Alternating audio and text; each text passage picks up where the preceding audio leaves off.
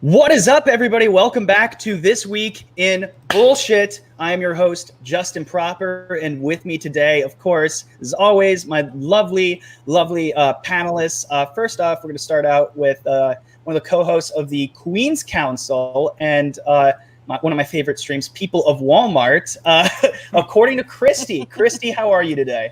Good. How are you? Thank you so much for having me on here. It's a pleasure to just be on here and just talk with everybody. Oh, it's a pleasure to have you on. You're a great addition to this panel. And we missed you last week, Spartan Jeremy, our dick from the UK. Yeah. Spartan, how have you been? And how's everything in the UK going? I've been tired. Things have been busy over here, but it's no big deal, really. You've got me for half an hour. Don't waste me. I will not. Absolutely not. And, of course, another member of the Queen's Council, as well as the Babe de Menace and many other streams, someone who really should have their own channel and be making videos because you are a pro at this. Lorena Creole, how are you? I am doing very well, Justin. Thanks. And happy to be here, as always, every week with everyone.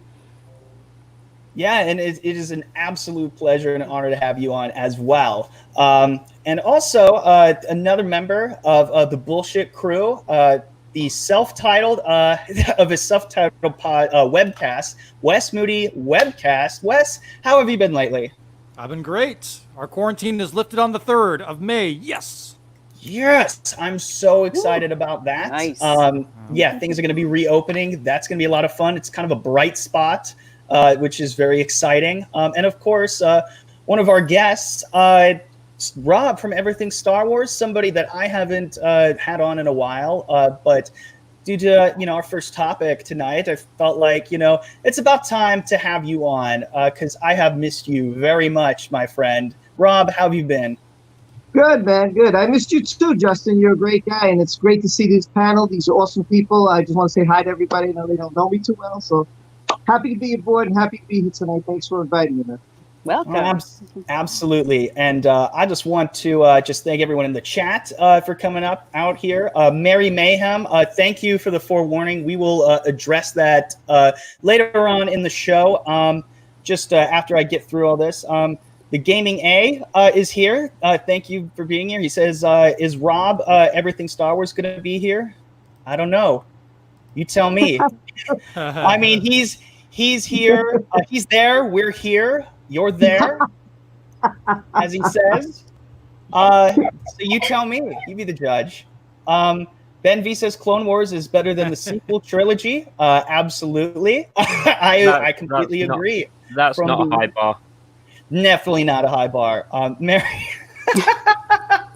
She pulled a proper on me and said dislike for waiting. Hey, Mary. Thank you. You deserve that one, Justin. You deserve that one. I think if anybody deserved that, it would be me. I had that coming. So, yeah, I accept that. And Wes, you did not have to send a super sticker. I really appreciate that. That's very flattering. I'm going to go and see what that was. Was that a poop emoji? No. That was. I wanted to let Mary know that we were coming soon. It was on the way. Oh, all right. Let me just scroll up. Oh, thank you so much. I appreciate that. And Christie, you didn't. I think I saw that you did as well. It hasn't showed up on the YouTube end yet, but there it is. Spoiler alert! Yes, that's definitely for the later half of the show.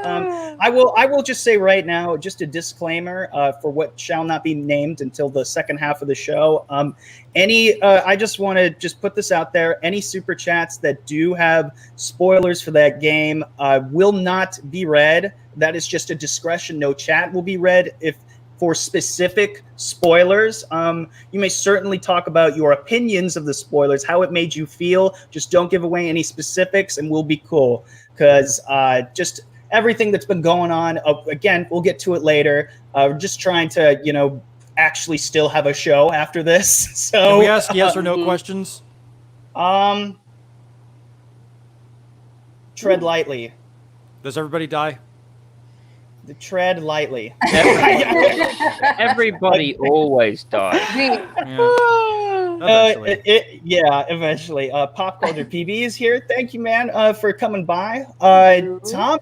Tommy, a great moderator, as well as Will Gentry. Thank you guys for modding the chat. You guys are amazing. Let's see who else is here. We got Wookiee Supremacy. Hell yeah, more bullshit. Yes, Hey, absolutely. Absolutely more bullshit. Gaming A says, Rob, everything Star Wars, flipping best channel ever, boys. Yeah, I agree. He's got a great channel. I got to say this. I got to say that Will and Tommy have supported so many YouTubers out there. They are just I've seen them all the time on live. They're very supportive. They're great people, man. You really got to give them a shout out. Absolutely. They are absolutely fantastic. Superdivorce, he's going to be here for the second half of the show. I'm really looking forward to having him there. Thank you, Mary, for changing it back. I greatly appreciate you for doing that, as always. All right, let's see. And he says, and just for peace of mind, know that, I shouldn't have said that. But we are going to be covering our asses in every sort of way we possibly can. So there is no way we have evidence that if any shenanigans are to happen, just know that our asses are going to be covered. Just to forewarn you. Good to have evidence on our side. Anyways, let us get to the first topic. Now, this came to me earlier in the week, and it was brought to my attention by Lorena Creole, as well as many others, about the whole original concept of Galaxy's Edge. Now, everyone knows, like, by this point, what Galaxy's Edge has looked like. People are aware of the disappointment that it is brought upon a lot of Star Wars fans, mostly older fans. Some of the newer fans who like the newer movies do enjoy it, and there are some aspects, I will say, that are pretty great about it, but mostly it lacks a Star Wars feel to it in general, and possibly one of the reasons could be that just looking to the future sometimes isn't the best thing to do. Instead, maybe go with some original plans, like let's say, I don't know, having a Tatooine-themed Star Wars land. That Kathleen Kennedy, the plans for that apparently were completely botched, according to during an interview with former Walt Disney World Vice President. His name, I believe, if I am pronouncing it correctly, is Dan Cockerell, Yes. who was the Walt Disney World Vice President for 26 years. And he was interviewed by Lou Mongello, the host of the WDW radio podcast. And he discussed his experience working at Walt Disney World, including Galaxy's Edge and the original plans for it. Now, let's get into what the actual text, and by the way, shout out to Bounding into Comics, as well as, of course, the original source, Pirates and Princesses. And if you want to hear the full discussion, it is available right here at the WDW Radio website. So let's get into what exactly the text was, what was being discussed. So originally, this is how the interview went. We had just purchased Lucasfilm, and it started to become the talk about, okay, if we are going to bring that to life, if we're going to bring to life Star Wars to Disneyland and Disney World, where are we going to do that? And he said Hollywood Studios ended up being the place because that's where it seemed to fit the best, and it was the park that needed an update the most, and to replace some of the experiences, which is inevitable. So he goes on and he says, so we worked on that project for a couple of years. There were artists. We were looking at layouts of the park, and you just get a big aerial view, and you get a big magic marker, and you start saying, what if this was here? What if that was there? And let's just get a quick aerial view. Thank you, Lorena, for providing this. Oh, no problem. This is the area of the park. Where exactly is this specifically where? So where you're going to go, let's see, where you see where the Yeah, so you see where the Jedi training of the temple, it's up to the upper right. Yep. Okay, so if you expand that a little bit, right next to that is Star Tours and the ride which empties out in the Tatooine Traders. Now, for those people who have been on Star Tours, it looks like you start out in Endor and you wind up like in a gift shop on Tatooine. The whole store is themed to be Tatooine. The outside features are themed to be Tatooine. And when they were building Galaxy's Edge, as soon as you got out of Tatooine Traders, right to the left, they had a sign that said Galaxy's Edge coming in 2019. So that tells me pretty much what I suspected, that it was going to be built off the original trilogy. So if you go further south, ignore Muppet Vision, because all of that's blocked off by landscaping. You can't even see that part. Yep. So the sci-fi dine-in restaurant is right now, they were going to make that into a Mos Eisley Cantina themed restaurant. Right across from from the Jedi training. Well, it's actually right across from, right there. So that was going to be a Mos Eisley themed restaurant. And they were going to also, if I remember correctly from it, they were going to take, they were going to get rid of Indiana Jones, which would have been really, really sad. If I remember correctly. Yes, they were. Do you remember what they were specifically going to use that for? I think that was supposed to be the main... it was going to be like a theater type of presentation. Yeah. So they didn't know exactly what, but it's huge. It seats, I think, like I want to say probably like close to 500 people. Well, before they tear it down. But it was huge with lots of room for special effects and all that, because that's a live stunt show that they have in that area. Right. And you could do whatever you want with their Star Wars themed. You could have your own like little stunt show. You could have lightsaber battles. You could reenact certain moments in the original trilogy or the prequels with the stuntmen. And it could be something similar to Indiana Jones, maybe, except it would be Star Wars themed. Right. Yeah. You just... endless possibilities. But go on. Either way, you've got Harrison Ford in there. Yeah, so you don't have to fire the staff who plays Indiana Jones. You can keep the same lookalike that they have in the show. Right. Oh. Yeah, saving jobs. Exactly. Well, at least we're trying. Right. But if you go down further south, now past Muppet Vision, all that's blocked off, this is where you get into the Galaxy's Edge area. Now, this area used to be the most vulgar display of Christmas lights that I loved, and that was the Osborne family lights. So they got rid of that to drop in Galaxy's Edge. So you mean to tell me you were going to go from getting out of Tatooine Traders and heading into quote-unquote Batuu instead of heading into more things that were themed from the original trilogy? It doesn't make sense to me. And what you are stuck with, and this is the same kind of issues that were presented at Disneyland, which I've been to and was equally disappointed by. It's so strange that you have to have a big walk all the way from like Star Tours and where all the original stuff was, and where it actually feels like Star Wars, has Star Wars music playing. You have like Darth Vader there, walks. You have like the Jedi like little training show. But now you have to walk all the way over here to get to the rest of Star Wars. And now of Galaxy's Edge, which doesn't make any damn sense at all. Like it kind of does make sense because it's so far removed from anything we know as actual Star Wars. Ah, okay. It kind of makes sense in a roundabout way. Yeah, that's definitely true. Okay, so are we good with this for the time being, or is there something else that you wanted to add to it? No, that was it. Just to give kind of like a visual, because for some people who've never been, they may not know exactly how the park is laid out, or even with Star Tours being there originally, because that was the original ride that George signed off on, that had been there and had been loved like for years, to the point where it was literally wall-to-wall people in Tatooine Traders. Literally, you could barely get in to get a lightsaber made, could barely get out, to get anything.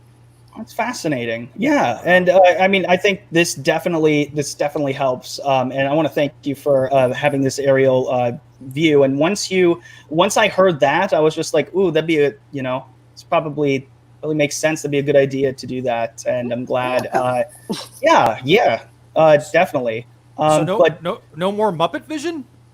Oh, No. Muppet Vision is still there. It's Ah. just the way the landscaping is, you can't see it. If you Right. come out of Tatooine Traders, it's like the walls are so high. There's like a whole bunch of you can't see it due to the magic of the landscaping. Yeah, exactly. That's the issue.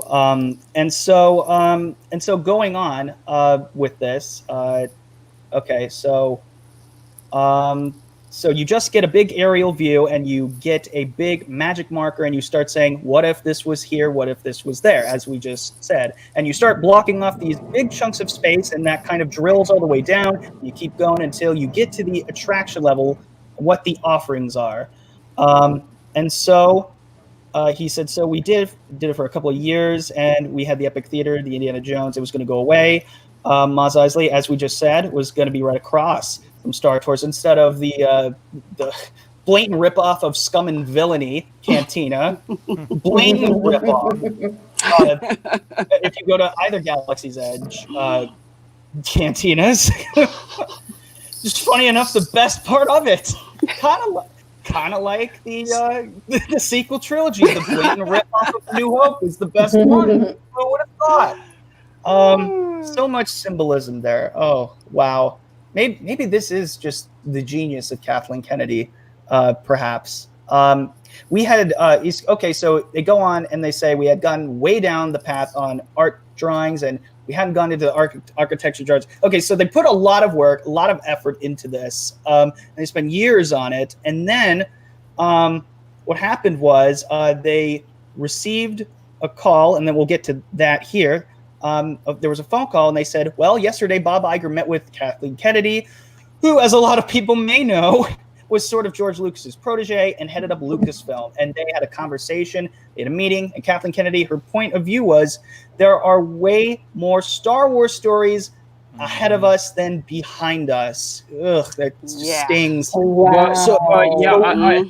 That nobody knew anything about. What a dummy. And to get the whole gist of it, I'm sorry, just to interrupt, just to get the whole gist of it, go back when you guys get a chance and listen to the interview that Lou Mangello did, and listen to the tone of Dan Cockle's voice when he recalls that.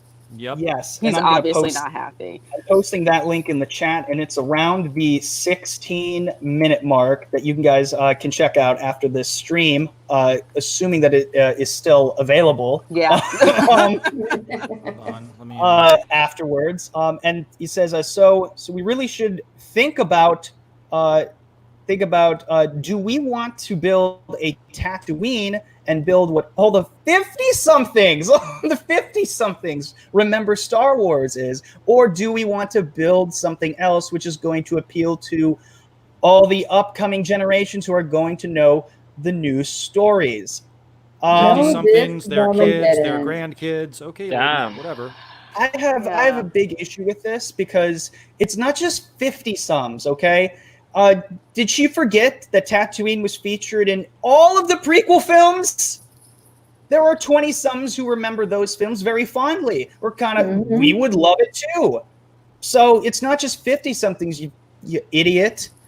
There are other people who are fans of all ages. It's not just people who grew up with it. Absolutely not. I mean, you could see the shows that they would have, with the Jedi Training Academy, and people would have like their kids and their grandkids dressed up as the characters who were just absolutely freaking stoked. That part of the park would be swarming full of people who, from numerous generations, who absolutely love Star Wars. So that's really a freaking insult. By the way, before I know we're having a great conversation, but I'm just going to real quick address a couple of the super chats. Stone Cold Jeremy says, how's it going, everyone? Looking forward to a good stream. Well, thank you, Stone Cold Jeremy. I greatly appreciate that very much. And the Rookie Critic says, when it comes to trimming your use Manscaped. Oh, man. Lord have mercy. Was that an ad that I got? Was that an ad that came up? Oh my God, I love it. Absolutely love that because I've seen that too. Everywhere. Yeah. Okay, so back to the article. I would like to mention something, right? She says they have way more Disney Star Wars stories ahead of them than behind them. She's also the same person who said that they don't have any source material. She did say Thank that. Oh, Thank you brought that up. Thank you I'm for glad bringing you that brought up. that up.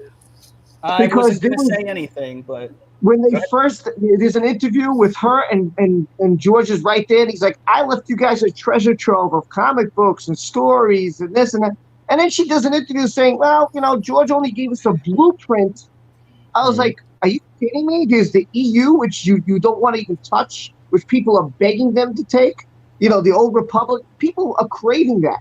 And what they do is they want their Star Wars, their characters. What they said is, we're going to take the label and we're going to just have people who love it and they're just going to buy it. And that's it. And it kind of didn't go the way they planned it. It didn't go the way they thought it was going to go. You need a good story. You need characters. You need people to get involved in these characters. They didn't have that. They had opportunities. They have a gold mine. They just don't understand about lore and how to use it. And they just want to make it theirs. Like, forget everything else. Forget everything you saw. Nothing to see here. Look what we're giving you. Everything we're giving you is what we want you to have. Forget everything else. That's their mistake. That's what they're doing. and they've been doing it for years now. Ever since it's coming up to in a couple of years, it'll be like nearly a decade of destroying everything with getting rid of the EU, getting rid of everything that we loved about the older characters, and just giving us really shitty versions of it. I mean, we've been through this time again, and once again, why don't they listen? Like, it's in one ear, out the other. It's ridiculous. Thank you. And the thing is, the people are telling you, everybody's saying, this is what we want. Look what they did to all the characters. Everybody's a loser. Luke's a failure. He's a loser. Han's a loser. Leia's a loser. Everybody who was the hero is now a hero. And their characters, hey, look, this is your hero. They just totally messed up the entire thing. This is what's tore everybody apart. That's what happens. You have the new generation who's going to love it, of course, because this is what they're growing up with. But then you have the people in the generation with prequels and the people in the generation. Hey, Rob, can you speak up a little bit? I'm sorry, can you hear me? Is that better? Much better. Mm-hmm. So you have the people of the prequels, that era, and you have the original trilogy, that era, and it's like they just want to destroy it all and say, we're going to change it all. We're going to give you what we want. We're not listening to you.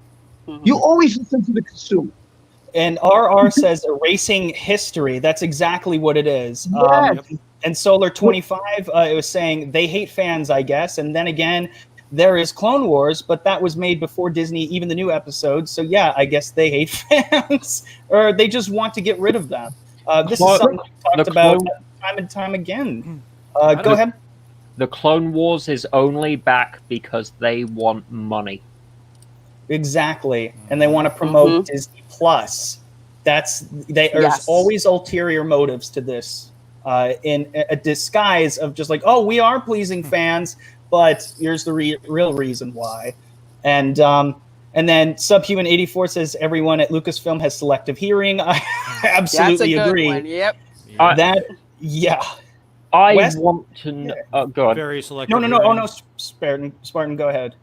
I want to know how that sales pitch for Kathleen Kennedy's version of Galaxy's Edge went. Because either the people in charge of Disney are the most stupid people on the planet, or she makes a hell of a convincing argument out of her ass. Right, and what was telling in the interview as it goes on, they said we should really do we really want to do that? We already read that. They said, and that day Tatooine was killed at the studios, and all of those concepts they were just shelved. And they said they're now sitting in a vault. And he says, I'm sure they're going to be shown someday about what that land looked like and what the attractions were going to be. And that is actually that's heartbreaking to me. And and they say the Imagineering team. We got off the phone, and I said, "Can you guys believe this?" And he said, "This is terrible. We've been working on this. Yeah, working on it for years." And they were just. I said, "Well, what's next?" They said, "Well, we are going to get on a call tomorrow and start over." Yeah, and that's it. I'm just picturing if I was an Imagineer and a Star Wars fan, and I was told I get to work on this, and it's like I remember this from the original trilogy and this from this movie and this scene from that movie, and I'm all excited and putting plans together, and you're basically told, guess what, we're flushing it, start from the beginning. Yeah, all that hard work that you just did, out the window, which seems kind of like... Forget Yoda, get us Unkar plot. Yeah. We want Unkar plot. I want that R2. Give us a droid that rolls. Yeah, BB-8. Where's that alien mechanic with no arms? It looks like a penis. More deformed penis monster, please. Penis mechanic. A Star Wars story. If you think about everything new that they did, and I mean everything, it's just replacing somebody else. Poe Dameron was a fighter pilot, ace fighter. Who's that replaced? Han Solo, tough guy, right? And then Rey. You know, it's just a replacement. The droid is a replacement of R2-D2. That's all they did. And the Force Awakens is just a New Hope done over. I mean, that's all they did. I mean, you bring up Poe. It's funny because I mean, obviously, Poe Dameron was meant to die. He wasn't even meant to be an important character. Yeah, and also Michael Arndt. Yeah, he was trying to write in Luke Skywalker, but it was too hard. It was too hard because he stole the show from the new characters, and all of a sudden you didn't care about the new characters. Oh, well, maybe it's because your new characters suck. Maybe you need to write better characters. Maybe write somebody who isn't perfect at everything. Someone who, I don't know, loses once. That'd be great. That'd be nice. Yeah, I mean, this is just another thing that is just, once again, just been a big F you to the fans, a big F you to everybody, you know, who's been growing up with Star Wars. And it's very disappointing. This is something, again, that I've been saying, you know, for a year, that I've been thinking of since The Last Jedi came out, and what people have been saying even, you know, before this all happened, during The Force Awakens. So, you know, this has just been building and building and building, and for some reason, it just will. When will they learn? Will they ever learn? I don't know, and I don't know what to do. I don't think that they will. Honestly, No, I don't. think so. I really don't. Wow. Miss Martin Muses, Teresa Martin, send a 99-cent super sticker. Hey, thank you Teresa. very much for that. It was the chat keeps never updates, and I really wish StreamYards would just give us the images already and provide that. That would be amazing. Oh, it's a heart. No, not a heart. Sorry, a rose. It's a rose. Yeah. Heart. Yeah. Oh my goodness. It's a rose. It's a rose. It is a rose. Oh my gosh. I'm sorry. I said heart because my heart melted. Thank you so much. It was so kind of you. So does anybody have any final thoughts on well, Wes, I didn't really think I didn't really get your thoughts too much on it. I think that Kathleen Kennedy knows absolutely nothing about Star Wars or what she's doing or what she should be doing or about the fans or about Star Wars fandom. I think she's horrible at what she does. I think she should have stuck her nose out of the parks. Had nothing to do with her. She was doing the movies. Yeah, Kathleen Kennedy needs to go. But we've known that, right? Yeah, we've known that for quite some time. I'll just say this. It's sad because George trusted her. He said, listen, I just don't want to do it anymore because the backlash I got from the prequel. So maybe people want something else. I don't want to do it anymore. I don't want the headache. He trusted her to go with his vision forward. That's why he picked her. That's what he had hoped for. And she just like stabbed him in the back and gave him a big old F. And that to me is horrible. And I can't imagine. I mean, I'm sure he doesn't care because he's got 4 billion reasons why not to care. But yeah, you're deep down coming through a little heart, muffled. Oh, sorry. Yeah, Rob. Yeah, you just got to speak up. I'll just talk close. Deep down in his heart, George got to be upset about what Kathleen Kennedy has done because he trusted her, and that's the bottom line. He trusted her 100% to carry his vision. It's sad, Right. It really is. Yeah, and I really feel for George because if he feels betrayed, and it's really sad that it even comes down to the theme parks. It can't even get that correct. I mean, it's like Kathleen Kennedy is micromanaging all the wrong things. Like she really should and then lets Ryan Johnson do whatever the hell he wants.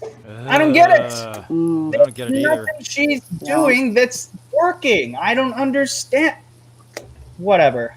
I just. I think she should be fired. I just have a specific vision of her getting fired and locked out of the building. If you don't leave, KK, we're gonna call the cops. And tears running down, streaming down her makeup, running out to her Bentley. She drops her purse and like a sandwich falls out. And well, the tough thing is, it's like she's got a contract until 2021. So if they fire her, she's got a golden parachute getting out. Right. What? Yeah, What the she's hell got is the golden that? parachute. I Yeah. sneezed. I'm so sorry. Why did, That was a laugh. It's probably. Yeah, I forget those wealthy elite types. They get different treatment than we do. Yeah. yeah. They get us we mere are mortals. waiting on someone to pop in. But in the meantime, Mary Mayhem, yes, absolutely. Hit that like button, folks. Hit that like button. Press it. Do whatever you want to it. Do the dirty to the like button. Do the dirty to the like button. I don't know if that's even a thing. I don't know if that's going to stick, but maybe it will. No, But- no, it won't. I think it's shouldn't. funny. It shouldn't. I think it should. I like it. And Lorena's like, no. No. No. That face like, no. No. Oh, well. Yeah, we're waiting for someone to come in. So in the meantime, Spartan, once he comes in, we're going to switch you out. Is there anything that you would like the people to know about you, our lovely Dick from the UK? What I mean, you know me. I'm here pretty much all the time. If I'm not on the panel, I'm in the chat, unless something goes horribly wrong. No, I mean everything to say about me, people already know, and that's the way I like it. All right. All right. So, Nice. all right. Well, anyways, thank you so much once again for coming on. We're still. Oh, there we go, Rob. I'm sorry, I didn't know you. I didn't know you popped out there for a second. Sorry, I saw Christie, sent something chat wise, so I was like, oh crap! I forgot my microphone for the phone, so I apologize. Oh, it's all good. Well, yeah, we're still waiting for the next guest that we're going to come on. That's going to come on is Superdivorce. He's going to be here in a second, but so until that, okay. All right, I'm getting a text from him. He's having some camera issues, so we're going to hold on, and we are going to be talking about exactly what's on everybody's mind. I suppose as one last point for the Star Wars topic before I go, I have a question for everybody. How much money do you think Kathleen Kennedy has cost Disney with her management of Star Wars? Oh, I'm gonna pull a figure out and say $3 billion. It's in the billions. absolutely. Well, are we including the money lost from Baby Yoda merch that was not released when The Mandalorian came out? Yeah, Including everything. That is billions on Disney- itself. Well, for sure. Disney right now is $50 billion in debt, and I can't imagine. I don't know what it costs, but it's $50 billion in debt right now. Yeah. They haven't made the money back from buying Lucasfilm. Yeah. They haven't made it back. They're still in the hole for buying Fox. no. There's a money pit. That's Bob Iger's legacy is buying shit. It's ridiculous. Yep. He just buys everything. I don't see, just like, how is he such a great CEO just for buying it? Like, he's just doing it based off the work of other people, and it's just kind of absurd. And thank you, Well, Entertainment Hackers. Yeah, for I the- mean, You know, they would have been better off like getting Paris Hilton to run Disney, because at least Paris Hilton knows how to make money. At least Paris Hilton knows how to make money. Maybe Kim She Kardashian shops, but would she be makes better. money. Probably. I think Yeah, I trust you know, Kim but, Kardashian over Paris Hilton. Maybe, either one of them would be better than Bob Iger. You know, it'd be like the gruesome twosome. You know, you could have Kardashian and Hilton. Oh, wow. Hey. Don't give him any ideas. Well, anyways, Nicholas Villars is backstage. Spartan, thank you so much. Spartan, you're going to be remaining in the chat, right? Yes. Okay. All right. We'll see you there. Kick me! Everyone, thank you. Thanks, Spartan Jeremy, for coming on. Thank you so much. We appreciate it, man. Now get the fuck out. Thanks, dude. And Hey, Spartan. And joining did I us, already lose well, first off, Entertainment Hacker sends the $1 super chat, Japanese money. I don't know what exactly the currency of that is called, but I really appreciate it, man. Thank you so much. And now joining us today for the second topic, and the one that you all have been waiting for, Nicholas Villars, the one half of the synth pop duo Superdivorce, and also, a good friend of mine, fellow Ohioan. We live not too far from each other now, so once this all ends, we will be hanging out for sure. That's right. And we actually met at Star Wars Celebration. We did. That was a fantastic time. That was the perfect ending to the trip, I gotta say. It was absolutely amazing. And so, yeah. Oh, it's called Japanese yen, you uncultured yank. Oh my goodness. I'm sorry. Sorry about that. So to get into the second topic, so this is something that originally we were going to have a completely different show up until this morning when everything happened, and I wasn't the most informed of this issue until something happened, which came up. People started to get their channels struck for various reasons. And just to quickly summarize what is going on, and I'm just going to get right here and just kind of summarize everything for you guys. So this has to do with a video game called The Last of Us Part 2. Now, the first game, from what I understand, is The Last of Us is a fantastic game, universally acclaimed by both critics and audiences. It's actually considered one of the greatest video games of all time. That is something that you really just cannot take away from them. So I'm starting out with a positive here, all right?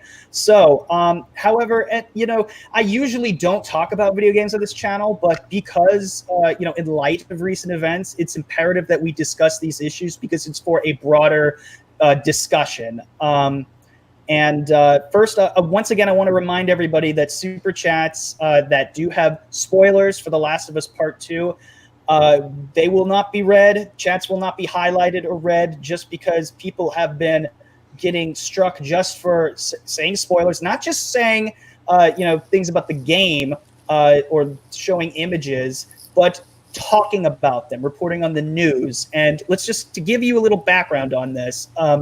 So how this came about is that Naughty Dog, the gaming company who distributes this game, and Sony, Naughty Dog allegedly weren't paying their employees ahead of time upon request by their employees due to COVID-19.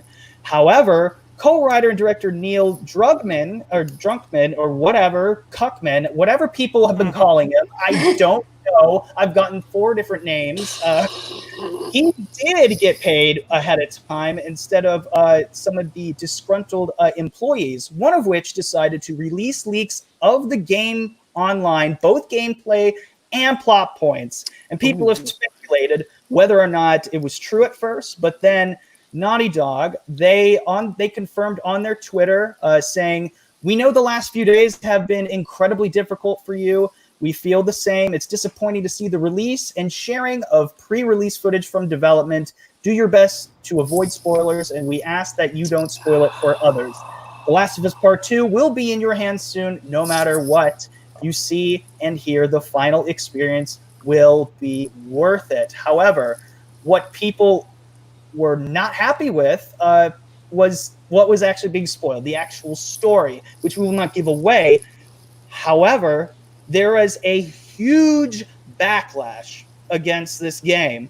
People were upset, specifically what the leaks revealed. They were upset about the identity politics that were brought into it, the way that the characters, correct me if I'm wrong, the way the characters were treated, and the disappointing and disrespectful approach to the story as they viewed it. And people, as a result, who didn't even leak it, and this includes our friend Superdivorce, Nicholas Villars. Nick, tell us what happened to your video and to your channel. I got my first copyright strike. Basically for talking about the news of the leaks that I read. Admittedly, I in the video that I made, I shared a few of the screenshots that were on basically the page that included the article that I read, detailing all the spoilers. And so I went on for an hour and a half in this video that I made. And I talked about my past with The Last of Us and how much I loved the game, how much it meant to me. I gave a lot of background information on my personal history with it and why I was such a big fan. And then in the sort of second half of the video, I talked about the leaks. And in the last part of the video, I examined an interview with the co-writer of The Last of Us 2 that revealed exactly what everyone is talking about, and that is that this game, the sequel, has a blatant message, and it is ideologically driven, unlike the first one, which, could be interpreted in many different ways. People walked away from that game with their own conclusions. With the second one, it's like they want you to walk away with their conclusion, and they're going to make damn sure that you do. And if you don't like it, it's probably going to turn you off from playing the game completely. That's what happened with me. So, and like I said, for just talking about this stuff, it seems I got a copyright strike. Now, I know other people who have gotten copyright strikes over this issue have not even shown screenshots, haven't shown any videos of the leaks. They've just been discussing it. And it seems like Naughty Dog and Sony, whoever is kind of monitoring the scene for them, are striking down channels just for merely discussing the issue. So to me, not really the best way to do business. Yeah, this has been happening a lot to people, and for one reason or another. Let's just take a look at who has been affected. Well, of course, Gaming with Geeks, who had a video that was like doing really well, 26,000 views or something like that. Wow. So, I got I know, and it was just straight up removed. And Ryan talked about that. And Ryan's video, Naughty Dog really doesn't like Ryan Kettle. Because there's an update to this story as well. It seems like Ryan also got a copyright strike. And just right before we started streaming, he got another one. He got another copyright strike. So that's 2 copyright strikes. And he was not very happy at all, saying, fuck Naughty Dog, fuck your trash game. This is his words, not mine. He is very unhappy with it. And he was currently roasting them on air. And apparently, that's what happens when you give your opinion and you give, that's what happens when you speak your mind. But we're really, and this, again, this is Nicholas Villars. I love how you titled your video. Saying narrative and horse shit. Yeah. But the one that really got me was Jeremy with Geeks and Gamers. Now, for those of you who saw the live stream, it was just, he didn't do anything wrong. He was discussing the issues, kind of like what we're doing now. And I wouldn't be surprised if Naughty Dog just said, oh, we heard our name. We heard The Last of Us Part 2. We heard Neil Cuckman. We heard these words. Oh, yeah, we are now going to strike you for... we're going to strike you down for even discussing it. So we're really playing with fire here, even bringing it up. And we're not even going to talk about the specifics to it, really. So this is really a big test of just whether or not they're really as much whiny little bitches as I think that they are. More Naughty Dog, more like whiny little bitches. I honestly, that is the interpretation that I am getting for copyright striking somebody who didn't show an image, didn't show anything. And Christie, you were there as well. I don't know if it was everyone. Who was there during that time? So Jeremy started it, and then Ryan came on for a little bit, and they started talking about. I'm gonna start calling him Cuckman too. They started talking about him, and I think Jeremy showed his Twitter page, but that was it. He didn't, but he showed his Twitter. He didn't show any spoilers. He didn't show any videos, and he showed some memes. That was it. And the memes, well, no, he didn't even show any memes, did he? He might have, but it was nothing. It was nothing to do with like what the topic was about. That was the thing, and I was like, oh no, he's gone. And then he just disappeared like that. And he just disappeared like that. Everyone in the chat is calling him Neil Cuckman. Everyone is just really, really upset by this. Cry for me, Naughty Dog. I mean, oh my goodness. Well, and I know the game, but I never knew who like the company was. Naughty Dog. So I thought Naughty Dog was something else when they first started talking about it, and so I was like, "What in the world is Naughty Dog?" So, they're a company that made like games like like Crash Bandicoot, Jack and Daxter. I know the games themselves. Yeah.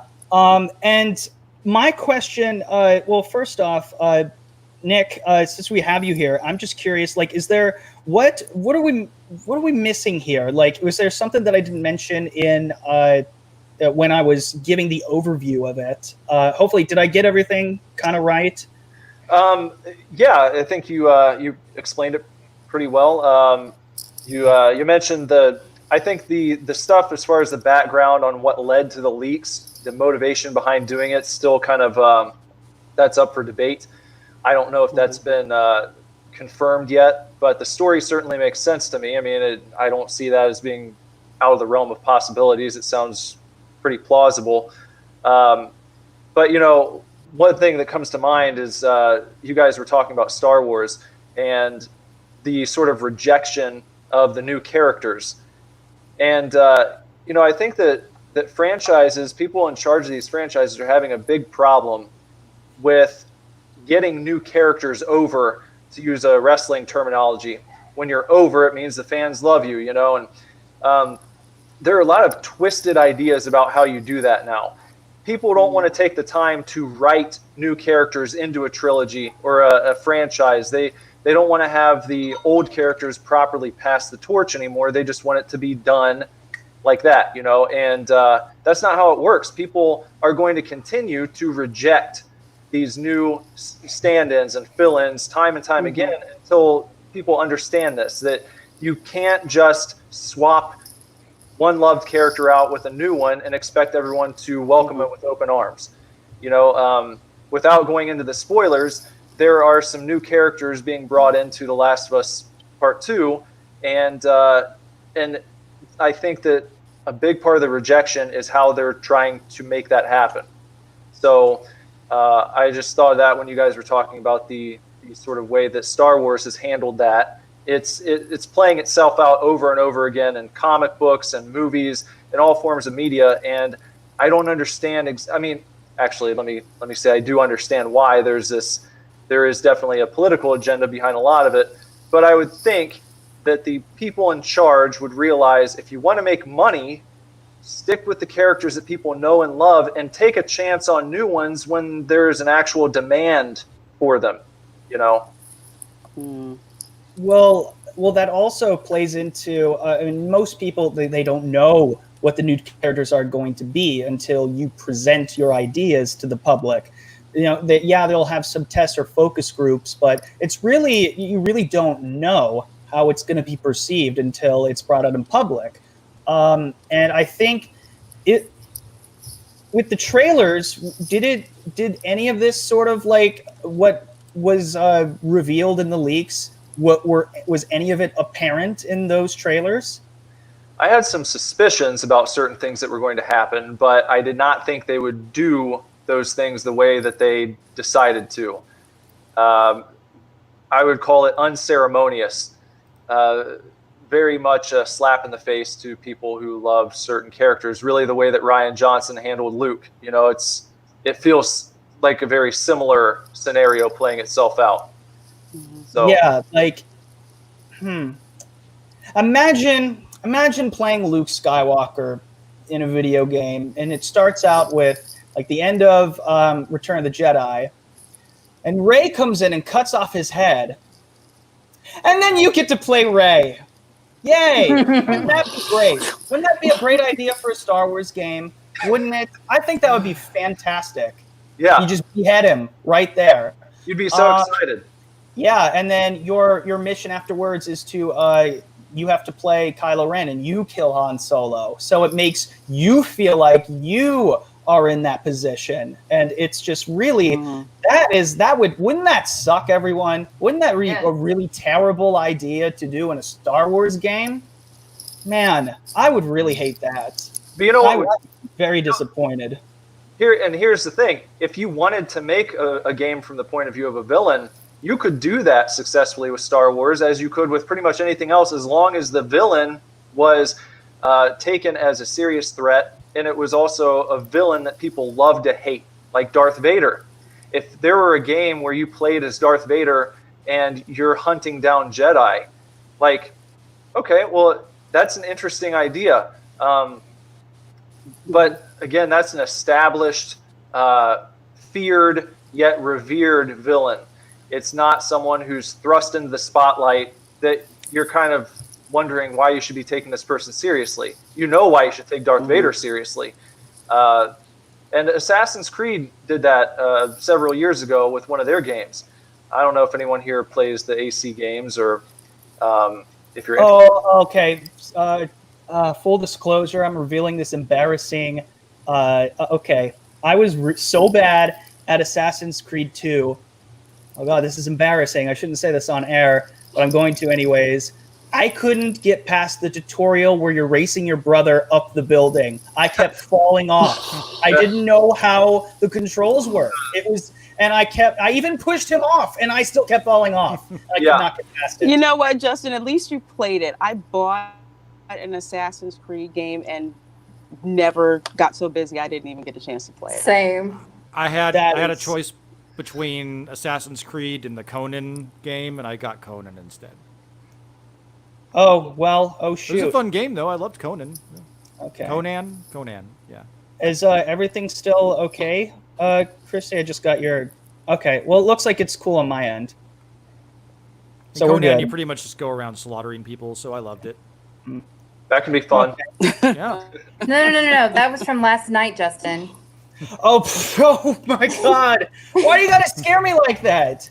Okay, so Christie says in the private chat, Justin, I was able to take a screen cap of the live stream showing not available, but still seeing the live chat. I put it in the group chat. Oh, okay. I see what I said. I was like, Yeah, oh my yeah, god, I read did that we the wrong really way get too. that easily? I mean, I thought we had to like. I mean, we didn't even try. Sorry. Don't scare me like that. Still up. We're dude. still on. The Twitter chat. Oh, thank goodness. Okay. All right, we'll show that right here. Yeah. Yeah, we're gonna show that real quick. I think we still have it pulled up. Yep. This is essentially what it looked like. It says the video's not available. With the chat still going, and it still kept going. People were really confused. I know you were like, WTF, mate? You know? I mean, that's a reasonable thing to ask. Like, what happened? But here's something that I would like to ask the panel, and I would like to ask.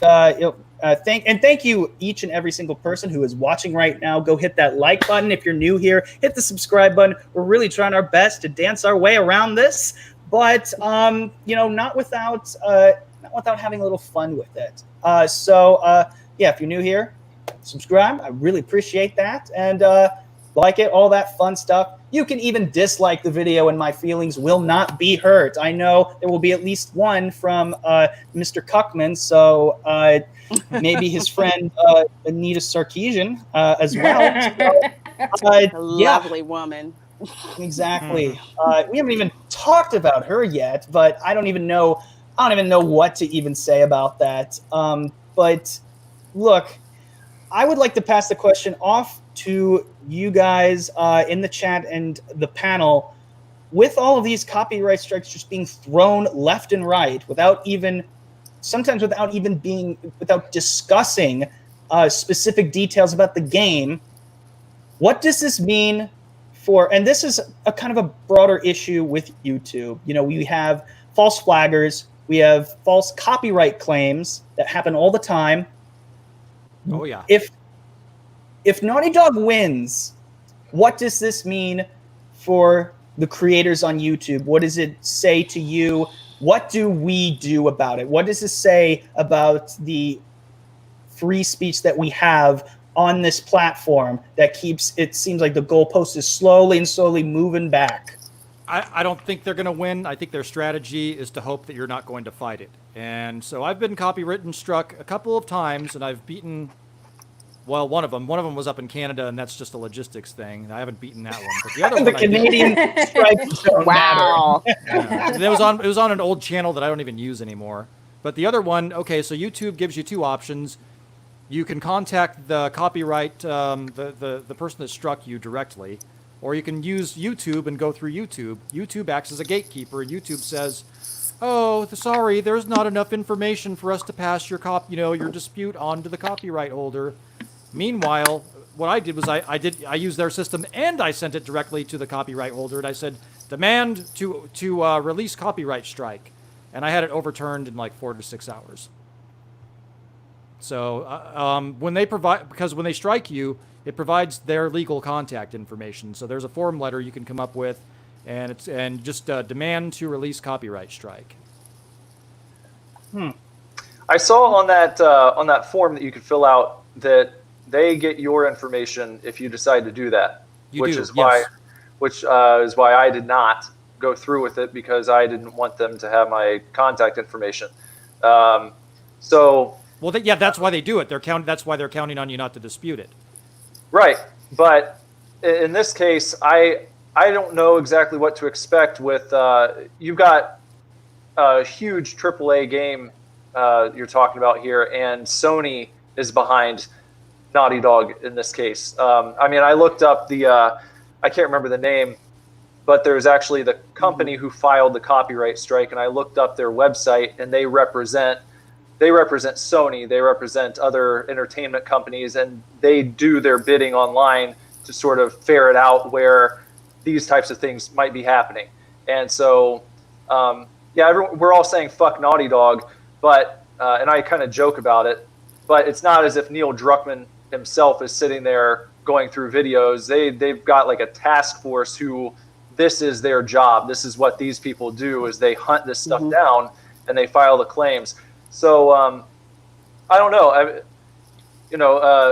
Here's something you can do. I didn't mean to interrupt, but for a physical address, you can get a post office box like the tiny one for around $45 for 6 months or something like that. And I need to do that anyway. Yeah. Yeah, and a lot of times they'll have a checkbox saying for like Amazon deliveries, a physical address, and it's the physical address of the post office, and then a number, whatever your post office box is. So that's what I've been doing. Okay. Yeah, it's a good idea. Yeah. I mean, I definitely don't like the idea of just letting this stuff go. I think there have to be different ways to respond. What I chose to do is kind of make a satirical video where I said, here's my reaction, my first copyright strike, and I talked about all of the plot points, but I bleeped out all of the details. So like 50% of the video is just bleeps. If you'd like to watch that, please go to my channel and check it out. It's my newest video. I entertain myself with it, so at the very least, there's that. But I don't know. Justin, Mr. Proper, you wondered, what do you think? See, I saw, I think it was Will Gentry in the chat had said, if Naughty Dog wins, nothing happens. Well, maybe not in this case, but I think the more and more companies find they're able to stifle people from talking about things, that has wider reaching effects than just silencing people about video games, which is why it's important for us to talk about this stuff while we still can and hopefully come up with solutions to it. Can I piggyback on that a little bit? Can I piggyback on what Superdivorce said without sounding too conspiracy theorist or anything like that? Like, you have like 6 major companies own the media. You have Disney, what is it, GE and stuff like that, and how everything trickles down with Disney.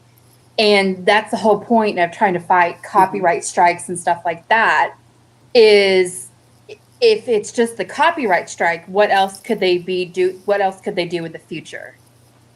And that's what's scary. To me, it's been a thing of, if you don't agree with us, then tough, so we'll strike you, we'll demonetize you. I've noticed that a lot of people who I follow lately, they've been getting demonetized for doing nothing. You sound a little muffled. Oh, sorry. I'll speak as close as I can. Is that better? Better? Actually, try to have your face in frame. All right. Is that better? Yeah. So we're getting the nice view of your sideburns. It's just the mic is here. Sorry. It's just that they're getting demonetized for nothing, because they don't agree with the corporation's opinions of things. So since they don't agree, because YouTube is owned by Google, so Google has a certain way. So, well, if you're not going to agree with our opinions, we'll demonetize your videos. We're going to strike. We're going to take them off your stream. We're going to knock them down. And then they get the excuse from YouTube, well, it's because we're short-staffed because of the virus, so we're sorry. But you could appeal when this is all over. Meantime, the guy had like 100,000 views, so what's that going to mean to him money-wise now? Well, you're going to take my video down. I get no money for it. By the time I can appeal it, no one's going to want to see it. It's old news. Yep. And it affects a lot of people. And, YouTube, instead of supporting the creators who are making you the money, you're trying to keep people down. Like in this live stream, okay? If any of you wanted to check out any of these channels, you used to be able to click the I love how when you said, like, if anyone wants to check any of these channels, you started cutting out. Hold on, give me a minute. So if you would check any of these channels, you just click an icon. Click any of these people's icon, you could visit their channels. You can't do that now. No. They stopped that. Yeah, So they took it away. out. The 3 dots? Yeah, the 3 dots. The 3 dots. Yeah, they took it And out. also, let's say I didn't have a lot of money. I don't want to donate $1. You donate $1, you can't say anything. You can't type anything now. You have to donate 2 or more. Otherwise, you cannot say a word. And I didn't know that. And I was like, when did that change? I tried to see other people's channels because I like to support people. I couldn't do that. They're really trying to prevent people, which they should be doing the opposite. They should be trying to help us grow, and so they can grow and they can be more profitable. And instead they're doing the opposite, and I just don't get the reasoning behind it. I really don't. Control. It is. Control. And it is control, especially when it comes to Google that owns YouTube and actually owns stock in it. Their tentacles have been in everything, and not just with videos like this, even with, not to get political, but I will, political videos, history videos. I think one Conspiracy guy theories. had a video up that was just historical about a certain socialist party, and his channel got struck and his whole video got demonetized, and YouTube never gave him just a good explanation for it. It's like, well, it violated our standards. What standards? Crickets.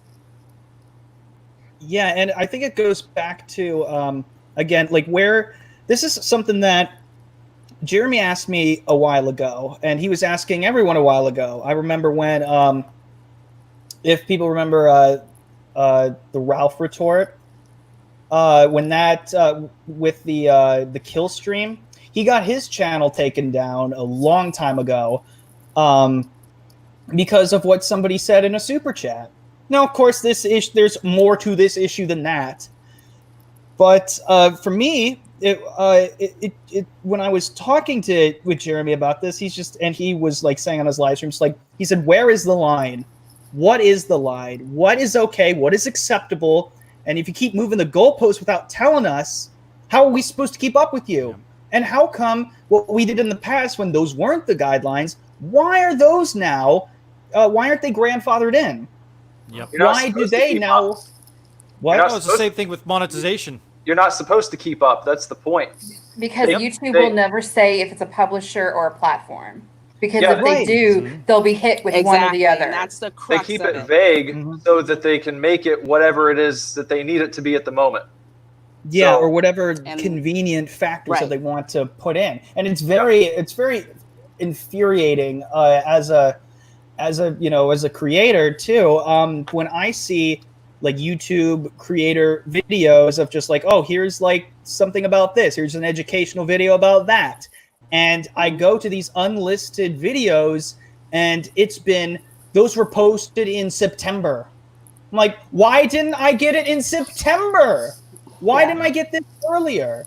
I understand it takes a while for channels to grow and whatnot, but I mean, it's nice to have everything kind of laid out for you right away, just so you understand where the goalpost is. And if you keep changing up the rules, how the hell are we supposed to keep up? How the hell are we supposed to, determine like whether or not something's okay or not? And why do people get copyright claims, get struck sometimes for videos that they made a decade ago? I'd have to agree that is the point. That is the point. They are moving the goalposts, and that you're not supposed to know. That's the point. And what's even more infuriating, and I'm sorry, like I'm ranting a lot about this because it really pisses me off that there is no real control for creators or just like anybody who posts a video, anybody in the chat. I know there's quite a few people. We had Echo Based Network who was out there. We had Mary Mayhem. We had Entertainment Hacker. We all these people who are really trying to do something amazing, because YouTube does provide a great opportunity for us, but we can even criticize them and it's fine. So it's just really like, if you keep changing the rules on everyone, and if you keep changing the goalposts and no one can keep up, why the hell do people keep staying? And the one thing that in regards to this specific issue, how come these companies have so much power? How come people who don't like your content can just flag your channel and you could possibly get demonetized? You can get a strike, a community guideline strike, or a copyright strike. And it's so easy for somebody to do that to you, and you're the only one who gets punished, and there are no repercussions for a person who false flags or gives bullshit copyright strike claims like fucking Naughty Dog. Yeah. Politics. It's bullshit. And again, if we're to dispute it, we have to give personal information. When they do it, you get an email address and you get a name, but when you dispute it, you have to give a name, a phone number, an email, a physical address. That's messed up. And there's no real competition right now. It's right. People talk about, I'm backing all my stuff up on BitChute, or I tried going on to DLive for a bit, and it's just like it seems like there's no one there in those places, and the user interface, especially on BitChute, was just like, it looks low rent, and people are turned off by it immediately. It's like, I cannot believe that there's nothing else that's popped up yet as a viable alternative to YouTube.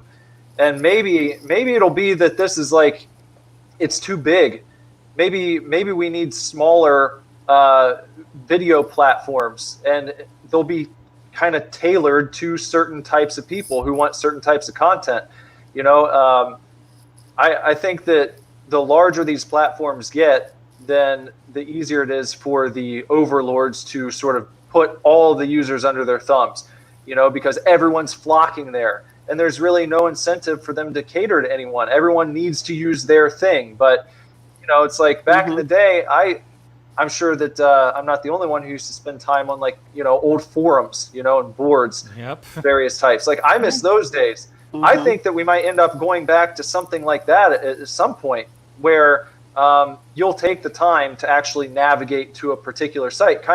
I think that might be what Jeremy's trying to do with Geeks and Gamers, is he sees the writing on the wall that he needs to start finding a way to get off of YouTube, or at the very least supplement it. And if you can draw your crowd to your place, then you make the rules. And you can get advertisers advertising on your videos on your website, and you can take YouTube completely out of the equation at some point. Angry Video Game Nerd has done that for a long time. James Rolfe. Oh yeah. He does this stuff. I've heard a lot of great people example. do that now. Yeah, but I think that's going to, I think more and more people are going to start realizing they need to start moving their content somewhere else, to their own little arc, if you will, because this way that we're doing things right now is not viable long term. It's just not going to last. People aren't going to stick around for it.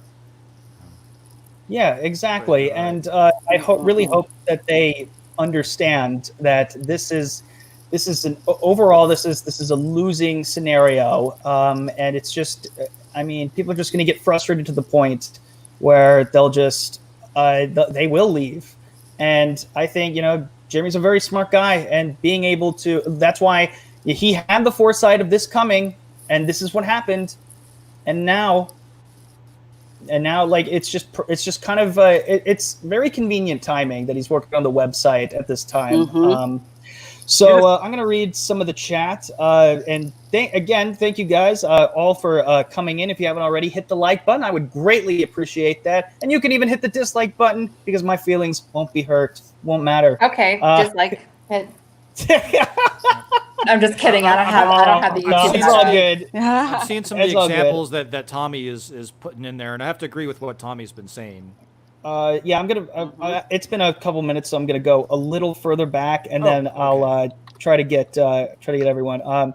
Says Will Gentry says, yeah, a couple of people might leave YouTube or might get kicked off, but nothing will change for anyone else, especially if they don't have a strike or if they're good standing. Tommy says he fights every claim no matter what. That Case 2 fan is saying, am I the only one that's excited for the Last of Us 2?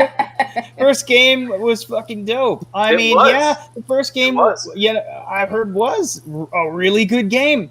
But yeah, when you pull these kind of shenanigans, a lot of people are going to be turned off. And I'm surprised if you saw the leaks and you still are on board. Good for you. Good for fucking you, because no.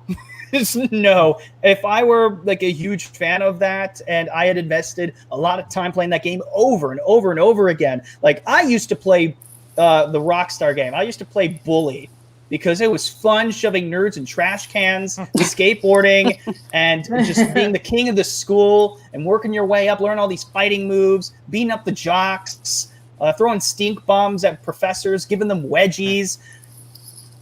And if Jimmy Hopkins becomes a tranny in Bully 2, and then just something stupid shit like that, and it gets play as the hall monitor. How about that? He's a hall monitor. The hall monitor. He gets to be the teacher's pet in the second one, and you get to tell him. Oh, be careful. Oh yeah, and it just exactly like if it goes against like what we knew him as, like it's really going to turn off fans. It'll be disappointing. Or if the second one is about high school girls and it's all passive aggressive and it's not about fighting people, it's just like, really? It's boring. I don't want to see. Oh my god, man! I lost a whole weekend playing Grand Theft Auto one time. Oh, I've lost more than weekends playing Grand That Theft was Auto. same. That was scary. I was like, I can't do this again. Right. Why does Entertainment Crew ask, why does it always seem big corporations don't give a shit about the people, like on YouTube? Well, do I think that YouTube entirely doesn't give a fuck?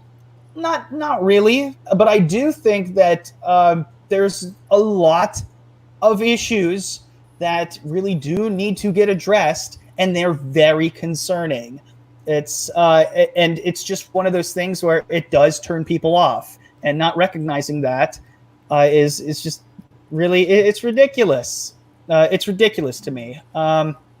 So R says it means that free speech on this platform will continue to be chipped away by a tyrannical style oversight committed by a corporate oligarchy, which is funny because YouTube was kind of built on being anti-establishment, but once they got ads and they were able to like think like, oh, maybe paying creators would be a great idea. Huh, who would have thought of that? But that led to a slippery slope that where we are today. Now we can't even make like funny music videos or something, or like be creative as much as we used to be because we're worried about copyright strike. And it actually is preventing funnier videos from being made. Like, yeah, I want to put like a little clip of Top Gun, like just for fun or something. Or if I want to mix a song that is like two different songs, now it's combined into one and it's really hilarious. There's just copyright claims and you can't make money off of that. DJs make money off of that by bullshitting and all that stuff. But as someone who's considering starting a channel, I'm looking all of this and taking really rapt notes. It's just kind of like, is it really even worth me doing? That's exactly it. Discouraging.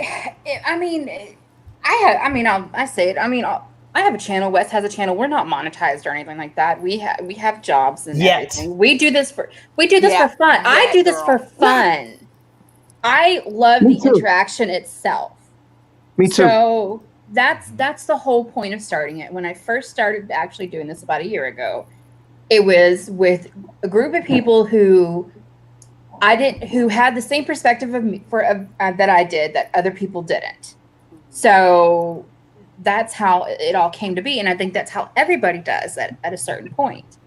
And that's what's discouraging, or that's what I don't like to hear, where somebody like Lorena, if she was actually do videos or just do silly little minute clips or something like that, she would be a great content creator. I have no doubt. And Justin, you're pixelated. Okay. I've been going in and out of pixelation I just saw that. I just want to say real quick, if it's okay. I came in here because I wanted to grow a community, but the friendship has made me. I'm not monetized either, and I could be, but it's the community I grew. It's the friends when I go live, when I like this, Justin, like you. I would have never met you had I not done this, and other people. And I enjoy you guys. You guys make it special. The people in the chat make it special. It's a way to socialize. It just gets me. It's like, this is fantastic to me. And that's why I thoroughly enjoy it. But when they keep trying to prevent people to grow, that's what, like I said, is very discouraging. I agree. And we actually do. Funny enough, we have Ryan Kennel is in the chat right now. Hey. Just like to say, hail, Ryan. If it's okay, I know the Queen's Council has to get ready. We might wrap it up, but if Ryan, if you would like to come on, I'm going to send you a link. Just don't get my channel struck. That's all I ask. Say whatever you want. No specific spoilers or anything, but I want you to, like, if you would like, I would like you to, and I know you've said this time and time again, but if you would like to come on, the door's open. Just let me know. Because the what's really messed up to me is what happened to Ryan specifically on three times, and 4 if you count Geeks and Gamers. But that's probably not his fault. But look, it does feel like sometimes that YouTube just kind of just picks on somebody in particular, no matter what. Oh, I think for sure, yeah. Yeah, and that's why I just kind of find it funny that Ryan. Okay, slide up in Ryan's Justin. Okay, I misread that. But yeah, I do kind of think that it's just funny that YouTube tends to pick on someone in particular because of having differing opinions. This is a platform that people spend so much time on to try and build a channel up for themselves. If you're interested in doing it for sort of I don't know, we would consider like career reasons. Like if you really want to do this, or you want it to be a part of your, what you might call your business model. Like, I started my channel for music and putting music videos up and such. And over time, like I started watching Ethan Van Sciver's streams all the time back when like Comicsgate first started getting rolling, and he was doing all these videos about Star Wars, but he was also talking about his comic about Cyberfrog way before that campaign even launched. And I saw the way that he was able to build up a diehard audience of people who eventually, many of them ended up supporting his book, who never even read comics before. And I always wanted to kind of make that kind of connection with music fans. I wanted to be able to do that. I spent a lot of time building up the Superdivorce Facebook page. And I mean, now it's basically useless because I don't know if you guys are familiar with this, but if you have like a brand page on Facebook, if you have 15,000 followers, unless you put money on a post, they will put a gate down in front of it, basically, where literally maybe 5 to 20 people out of those 15,000 will be able to see it. If you don't boost it, that's what happens. So all of the money that I put into advertising and building a Facebook page, basically, I don't use it anymore for that reason, because I'm not going to pay per post just to contact my fans. That's why I saw what was happening on YouTube, and I was like, this is an awesome model. Like, you can go on here and stream, you can talk to people about things you're interested in, and then you can do some shilling at the end of your videos and, hopefully build a following that way. And you're constantly able to give something back to people, which is another cool thing. Like, I like the idea of being able to provide people with something more than just, here's an album, and then you go silent for 3 years, and then you come back and say, hey guys, want to buy something else? Like, I like the idea of being able to interact with people and actually show them that you kind of give a shit and build a relationship there. But I really hope that YouTube doesn't go the way that Facebook did, where they make it harder and harder for the content creators to reach their fans. They're already doing it. They've made notifications pretty much obsolete. You can hit that bell, but it doesn't do anything half the time. I still don't get notifications for Geeks and Gamers streams. Neither do I. Yeah, it's really annoying. And then I don't know that they're live for like an hour. And so when I'm in the mod chat, I'm like, send me a link. Just please. It's really detrimental to people who rely on live streams. If you just do recorded videos, then I've told people at the end of mine, like, I try and make it a point now to mention this.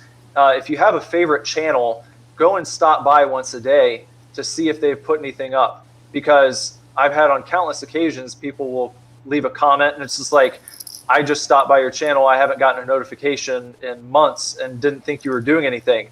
Yep. So if you have a channel that you like, or channels, make it a point to just swing by once a day and see if there's something up there, because we can't count on YouTube, obviously, to alert us. I don't know why. I would think they would want as many eyes on every video as possible, because that's more sales that they could do to advertisers. I agree, and the queens do have to get going. So you've been released. I know you got a stream coming up pretty soon. Hail the queens. But we're gonna stay on for probably like a few more minutes afterwards, just in case Ryan wants to come on. It's totally up to him. Christie, Lorena. Well, we'll start with Christie first. Like, Christie, tell us where people can find you, and about the Queen's Council. It's going to come up. I'm going to do this. I've been doing this to my intro videos. Hey, all you cool cats and kittens. I already messed it up. Hey, all you cool cats and kittens. It's Christie Baskins. No, I'm just kidding. No, tonight it's on my channel. We're doing 80s TV theme trivia. So that's in about 30 minutes. And thank you, Christie, by the way. You're welcome. You didn't have to do that. And I was waiting on that super chat. I was also going to say all of it's just bullshit in the end. Right. But again, thank you, Lorena. I'll see you in about 30 minutes. Wes, Rob, Nick, Justin, it was a pleasure to stream with you guys today. Absolutely. I was really worried. I'm so glad we're still live. Me too. All right, take care, Because me Christy. and Christy, Bye, we've been guys. kicked off. I know. And Lorena? And hi, guys. I am Lorena Creole on Twitter, bringing that spice to pop culture and sci-fi analysis. So obviously you can find me here on Tuesday nights at 7 p.m. on This Week in BS. Also at 9 p.m. on Thursdays for the Queen's Council. Also another cool time with my fellow Queen, Christie. You can also see me on Tuesday nights at 6:30 for TR4, which is the Rogue 4, which is a show that I have with author Stephen Walton, Sporking News Podcast, and with Jane Theory. And we're basically kicking off Fandom Menace Tuesdays. And you can also find me on the Babedom Menace as well when we stream. So I do not have a channel right now. School is kicking my ass. So in about 2 weeks, I can start seriously looking at doing the channel. So again, as always, gentlemen, love being on the panel. So cool to meet you, Rob. So cool to meet you, Nick, Superdivorce. And have an excellent, excellent evening. See you later, guys. Bye-bye. All right, bye, Lorena. You too. Nice to meet you. All right, so I'm gonna see if Ryan decides to pop it or not. I'm not banking on it because he said, for those of you who are just joining us, basically what we've been talking about the last oh my god, almost hour was just all the bullshit that's been happening with The Last of Us, and how everything was just basically everybody getting copyright struck for no reason. I was concerned that was going to happen, but luckily that didn't. Yeah, I saw Ryan in the chat a little bit ago. I did not scroll down. Otherwise, I would have said something a little earlier. But if he wants to, but Ryan, if you're still in there, if you still want to come on, you can say what you want. It's all good. As long as we don't get struck, it's all good. But anyways, does anyone else have something to add on to this while we're still here? We got like another few minutes, and then I'll call it a stream. I just think fight them every time on their bullshit, because it's illegal for them to do false copyright strikes, and so there's legal consequences if they continue to do that. So fight every single one.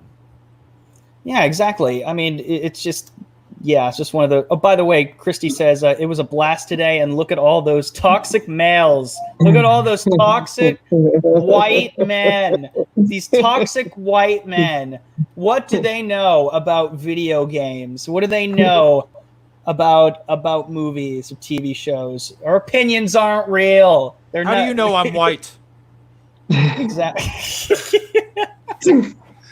Right. Oh wait, hold on. If you let them get away if you let them get away with this, then you're basically taking away your amendment, the First Amendment, your free speech. What else are you going to let them take away from you? You know, so if you're going to be scared to talk your mind and speak your mind, yeah, then what have we got? We're giving away all our freedom, and you can't do that. You got to fight back. Right. And I'm getting a couple of I'm just looking here on Twitter. Oh, are you still going? Oh, never mind. No. Anyways, Jeremy, and it looks like Ryan is challenging both of the copyright strikes, and I just wish Ryan the best of luck with doing that and doing so. Because one more. I mean, one more and his channel's like, is it gone? Like, I don't know how that works. If his channel's just gone entirely with 3 strikes immediately with the same company, like, do you even get a chance at that point? That's a whole other concern.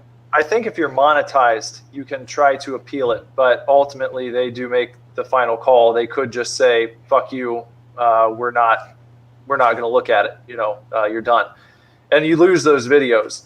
Like the one that did get taken down of mine, it's gone. Luckily, I had it saved, so if I did want to upload it somewhere else, I could, but I could not grab it from YouTube and save it that way. It's just out of there. So All right. Well, looks like Ryan would like to come on, and we're only going to go on for a few minutes. But yeah, the invite has been sent, and so we'd like to, at the very least, we'd like to have Ryan, come on here and just say his piece, and especially because he's got 2 strikes now. I mean, there's just so much that that could possibly go wrong with just like even like one other slip up, which is just it's really fucked up. And I really do think that just speaking up, like the impression that I'm getting is that if you speak up against a particular company who has this kind of power, it's one of those things that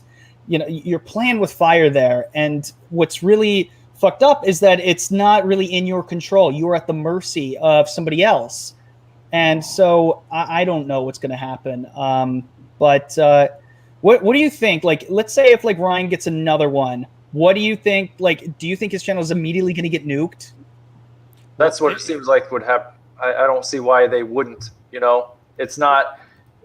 Yeah, I mean, it's like. Well, here's the shitty thing. Like if maybe the only way that I could see them actually letting you make an appeal is if you have like millions and millions of subs and those people are going to go to bat for you. Even if you had a few thousand, I feel like this platform they don't care enough about channels of that size to probably take a hard look at it. That's what I'm saying is like, I don't know why they would give anyone the benefit of the doubt unless it was one of those people. It was like, PewDiePie or something. If something happened to him, there would be so many people who would come to bat for him. But I mean, even if like something happened to Jeremy or like an Ethan Van Sciver or one of the people on that level, I still don't know if that would be enough, because there are a lot of people who don't want them on this platform to begin with. That they lean a certain way ideologically that we could probably assume the people in charge of YouTube do not jive with. So they would see it as an opportunity to push someone like that off of the platform. Well, they nuked Alex Jones, so I mean, if they can nuke him. There you go.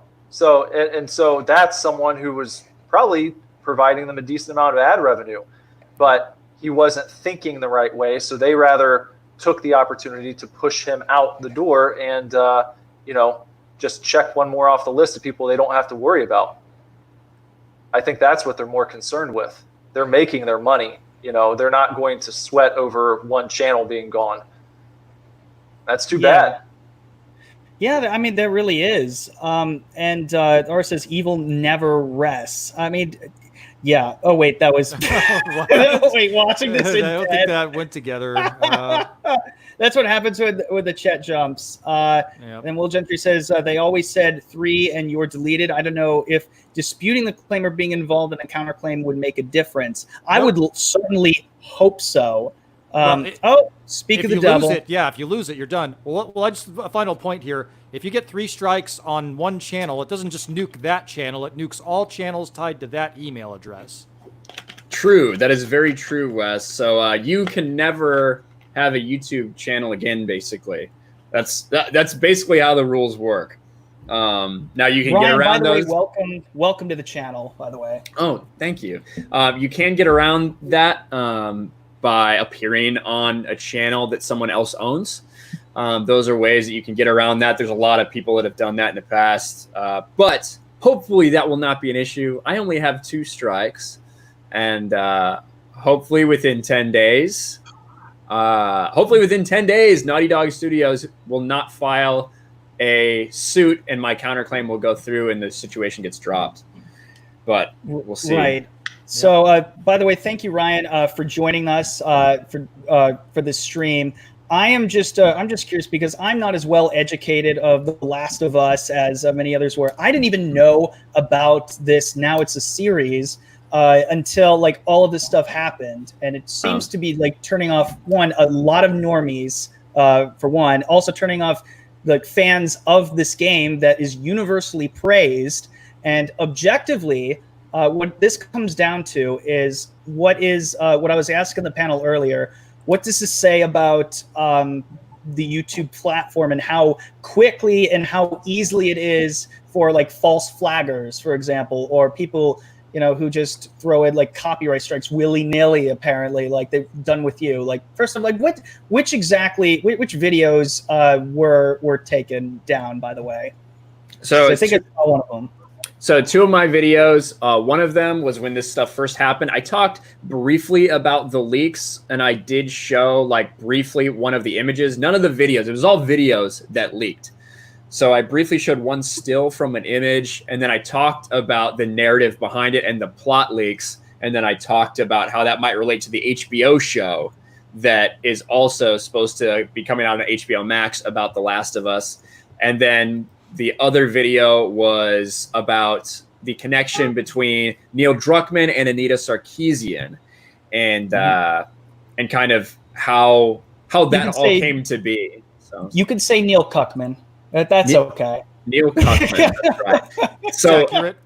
Yes, and so that one I as well did just give everyone a brief information about the leaks. The thing that's driving me nuts about this is that there are hundreds of YouTube videos out there with more views than mine on channels that are bigger than mine, that go way more into the leaks than I did.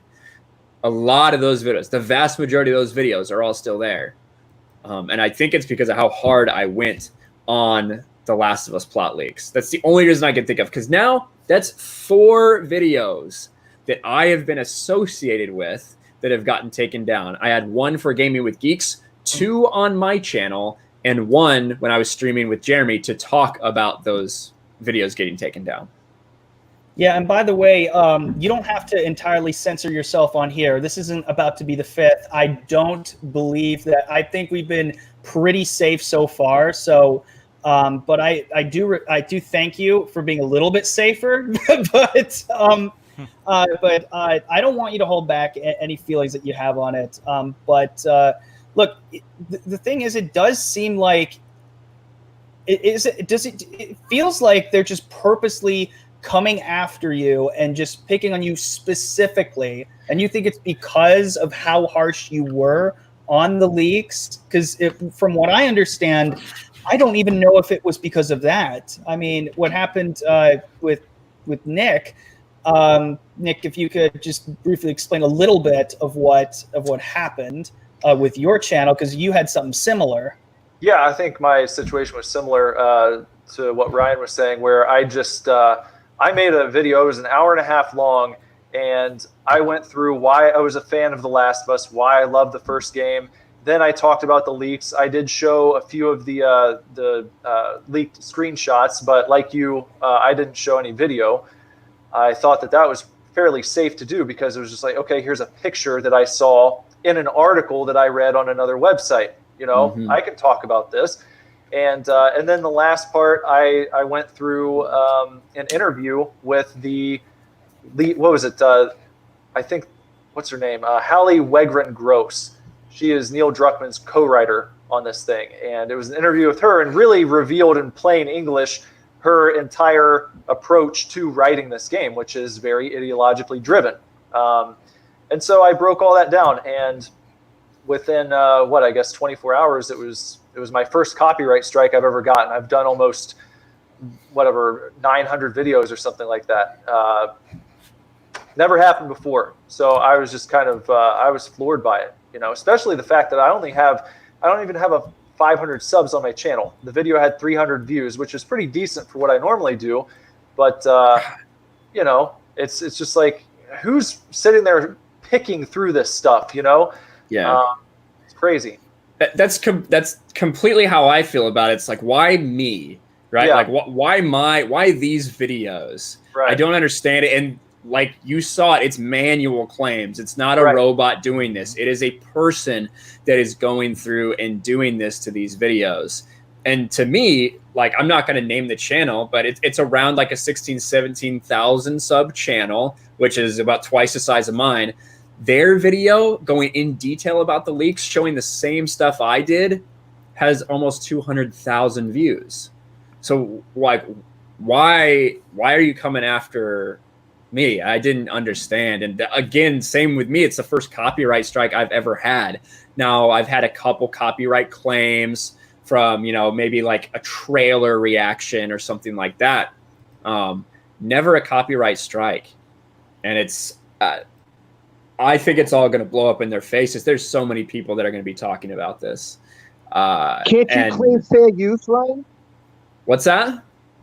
What's that? Can't you claim fair use? So that's... By the way, Rob, can you turn off your camera real quick? I think people are really distracted by your kid. She's adorable, by the way, absolutely adorable. But I just don't want it to detract from the points that Ryan and Nick are making.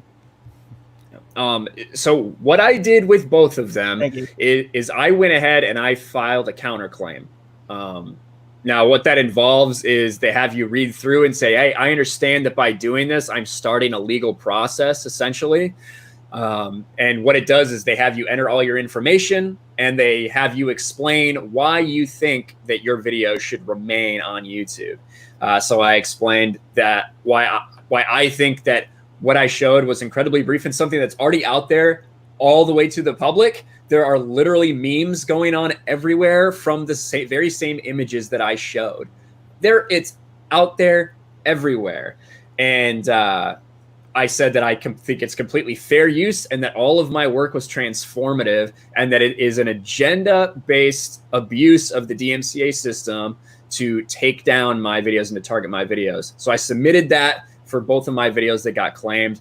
The person who claimed it, the like third-party company, has 10 days. I don't know if that's business days or just 10 days to prove to YouTube that they have started a civil lawsuit to try to keep that video down. If they don't do that after 10 days, then the video goes back up. That's my understanding of how it works. Yeah, and it's a federal court case, so those are super expensive. Most of the time, they don't bother unless it's serious. Yeah, that's kind of what I'm hoping, and I think there's a lot of people that are doing the same thing. I know Mr. H Reviews did the same thing. Nick, I'm not sure what you did, if you decided to do that or not. I'm hoping that it doesn't go to court. I don't want to have to deal with that. I saw the part about entering, or that they would get my personal information, and I decided that I didn't want to do it right now. Well, for one thing, I was not familiar enough with the actual legalities of the screenshots. So it's like I'm not an expert, and I didn't really at this juncture feel like getting an attorney over a 300 view video was probably worth my time. So other people out there, like if obviously you've got a bigger audience than I do, and you're on a larger platform. So I could see it for something like that. And, I would say that I hope that other people fight it, not to bitch out myself.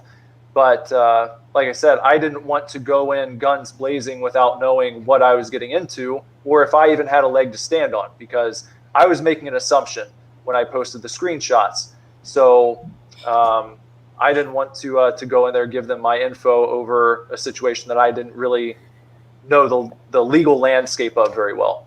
So it's a scare tactic most of the time, because it's so expensive to file a federal lawsuit and then hire people to go over the video. It's like it's not even worth it to them to do it unless it's really, really an seriously egregious situation. Yeah. And I thought there was at least maybe it's for a community guideline strike, but is that where you have like one like grace period kind of strike where it doesn't count against you? Yeah, you can take a copyright class for the copyright. I don't know what happens with community guide. I haven't gotten one of those yet. Community guideline strikes are they revamped it recently. One, you get a warning. Two, it's like a week or something that you can't upload or can't live stream. Another one, it's like a month, and then after that, you're done. Something like that. But with copyright, if you got hit on a live stream like Jeremy did, then you cannot live stream, period, until it's all rectified. Oh, but because you uploaded a regular video, it doesn't count against you. That's why you were able to live stream still. Exactly. But Ryan, did you have to did you graduate from the prestigious YouTube copyright school? I did indeed. A 4-minute video about cartoons and 4 multiple choice questions. Yeah. When you get hit with a copyright strike, before you can upload a new video, you have to go to the YouTube copyright school. And I was just, it's like a 4-minute video featuring the Happy Tree Friends. It's like, oh my God, really? Yeah. So here's what I was thinking. It was like, okay, this is fucking stupid. It's horseshit, whatever. Okay, but imagine you're like, imagine you're a 70-year-old person with a YouTube channel who accidentally uploads something you didn't know was going to get copyright strike. Then you're like, well, I got to take this class, and then you have to watch a Happy Tree Friends video that is going to explain copyright law to you. It's so stupid. It's so condescending. They don't really give you any information about copyright law. It's just, I think they do it to say, here, we tried to teach you. Now, if you screw up again, it's all your fault, you know? So it's a complete joke. Yeah, and honestly, well, Ryan did say that he was kind of limited on time, so I think we're about to wrap it up here. But I do want to thank you, Ryan, for coming on at the last second and talking about all of this. I really do hope that you don't get another strike, because if that happens, like, like, what is your thought process on just like how are you feeling, like, in all honesty, about this? I'm very nervous right now, I'll be honest. So last night after I got the first strike, I knew that other video was up, but it was also posted before that video and it had far more views. So I thought it was fine. I seriously considered taking it down, but I thought that would kind of be a pussy move. To make that noise all about my video get taken down, and then to go ahead and take another one down to try to preemptively do it. I thought it would. I felt like I would be a bitch if I did it. So I decided not to. I don't know if that was the right choice, because then while I was live streaming, it gets hit as well. It's worrisome, but at the same time, listen, I've got to this isn't my job. I really enjoy YouTube. I'm incredibly grateful for the community and everyone who supports me and donates to me and watches me and shares my stuff. And it's freaking awesome. And if I get taken down from YouTube, I'm not going anywhere. I still have Twitch. I'll probably start doing BitChute stuff. I'm still going to be a member of Geeks and Gamers. I could still be on there. But to me, I think it's worth it to take a stand, tell Naughty Dog they can go fuck themselves, and tell these people that like they can't do this without some fight. And hopefully I don't get a third strike, because I don't want to go anywhere. And hopefully they don't try to take me to court, because I don't want to fucking go to court. But yeah, they don't have a leg to stand on. They won't. Yeah, but if it happens, we'll cross that bridge when we get there. So yeah, and I think, you know, in all honesty, I mean, I still remember first meeting you before you had a channel. I almost said before you were cool, but, you know, but no, but seriously though, it's just something that you were just kind of thrown into, and it's just like, okay. And you just like took the YouTube algorithm by the balls, and look where you are. You almost said 8K. So yeah, you definitely can do this, but it's not something that you necessarily rely on, because YouTube is not reliable. But I'm very happy that you are taking this, and I wish I could be on camera without being pixelated like this shit. Like, it reminds me of you in a way. I feel your pain. I know.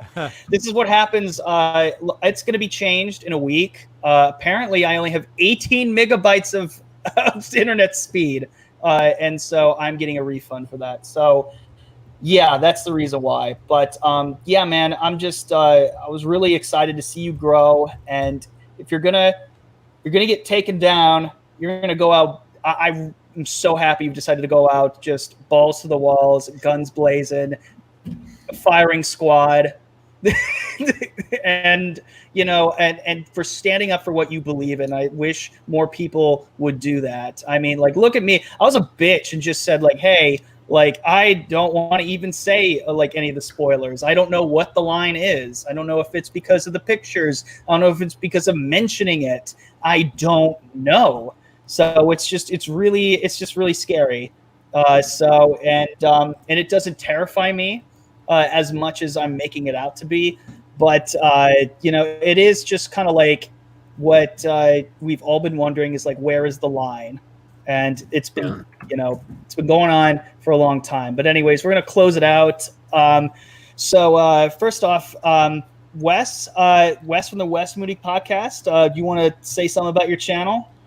Yes, you can find me at youtube.com/WesMoodyWebcast. I talk about pop culture, current events, occasional conspiracy theories, occasional car talk, and I vlog about whatever the heck I want to because it is my webcast. Thank you, my friends. Absolutely. And Nicholas Villars of Superdivorce. Yes, sir. By the way, you introduced me as one half of the synth pop duo, and that's not the case anymore. I'm a one-man band these days. So, I make music. You can listen to Superdivorce on Spotify, on iTunes, Apple Music, Amazon. If you like what you hear, the newest album is called Action Figures.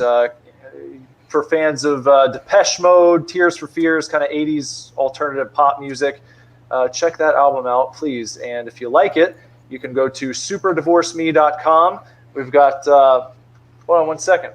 I got CDs, I got cassette tapes, and I've even got vinyl records. So check that stuff out. And also in the works, I'm working on a Proudly Comicsgate comic book that will be called Lethal Ass Kicker. And thank you. That campaign's a ways off, but that is in the works. So, of course, also, if you'd like to follow me, please head over to my youtube.com/superdivorce and give me an old sub, if you will. Absolutely. And our surprise guest, Ryan Kennel. First off, I just want to, have this hashtag Justice for Ryan. I want that to be all over Twitter. I want it to be everywhere. The few people who are still around, I greatly appreciate you sticking around because we went a lot longer than we were supposed to. But yeah, I want that trending right now. What I want trending is fuck Naughty Dog. Hashtag fuck Naughty Dog. That's what I've been rolling with, and that's what I think we should do. Fuck Naughty Dog, Justice for Ryan. You can add that one if you want. That's true. But you guys can come check me out for the rest of the time I'll be on YouTube. Don't know how long that might be, but over my channel, Ryan Kennel, RK Outpost, I talk about Star Wars. I talk about comic book stuff. I talk about video games sometimes, and I get copyright strikes. And you can also catch me out on all the Geeks and Gamers platforms, Sports Wars, Gaming with Geeks, Geeks and Gamers, the Gaming with Geeks Twitch. I also have a Twitch where I might be doing more streams from now on, depending on how long I stay here. So thanks for having me. Indeed. Yeah. Good. He's going to win both of those counterclaims. I hope so. And then last but certainly not least, I felt a little bad for kicking your cute little daughter out. But Rob of Everything Star Wars, he's there. We're here. You guys are there in the chat. Rob, tell the people what you got going on. Well, I've been doing live streaming with Battlefront 2. Soon I'm going to be doing live streams like this, like you're doing. We talk about Star Wars, the good, the bad, the ugly, the behind, the lore, the, what's going down recently, and everything in between. Whatever everybody's interested in talking about, I try to put it out there, and then we just roll with it. Before I go, I just want to thank the panel. You guys are great, and people who came from my channel over here help you support Justin because he's a great guy, and so are these channels, so please check them out. Well, thank you so much, and I would be on camera more if I weren't so pixelated. I don't want any more memes of me. I don't want what happened to Ryan happen to me again. Thank you guys all for sticking around. I really appreciate that. I'm so happy that so far so good. We managed to not get this stream taken down. I was very surprised by that. I was half expecting something to go down just because I didn't know what these parameters were. I'm so glad that we managed to get through this. Thank you all so much. We're going to be back next week for This Week in Bullshit. Going to be doing a lot more videos. I greatly appreciate all the support, everyone who's liked, subscribed, shared this video. You guys are the best. Thank you all so much. Live long and proper, and as always, have a great fucking day, everybody. Fuck Naughty See ya. Dog. Justice for Ryan. Hell yeah.